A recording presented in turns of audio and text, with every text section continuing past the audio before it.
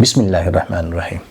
چاندی کی زکوٰۃ کے بارے میں پوچھا جاتا ہے تو چاندی کی زکوٰۃ ادا کرنے کا یہ طریقہ ہے، اگر آپ کے پاس 52.5 تولہ چاندی ہے، یعنی صرف چاندی موجود ہے، چاندی کے ساتھ آپ کے پاس سونا یا روپیہ یا کوئی انویسٹمنٹ وغیرہ موجود نہیں ہے، خالی چاندی موجود ہے، تو 52.5 تولہ چاندی اگر ہے تو آپ اس کے اوپر زکوٰۃ ادا کریں گے، اور اگر 52.5 تولہ چاندی سے کم ہے تو آپ اس کے اوپر زکوٰۃ ادا نہیں کریں گے۔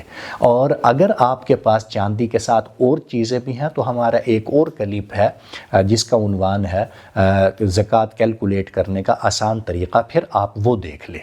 باقی چاندی کی زکوٰۃ ادا کرنے کا وہی طریقہ ہے کہ چاندی کی آپ قیمت لگائیں۔ مثال کے طور پہ آپ کی چاندی کی قیمت ہے 10,000 روپیہ، تو 52.5 تولہ چاندی کی قیمت بنے گی 5 لاکھ اور سم تھنگ، تو آپ جو ہے 5 لاکھ روپے کے اوپر زکوٰۃ ادا کر لیں گے۔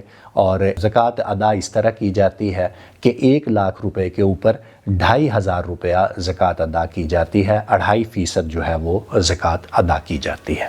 السلام علیکم۔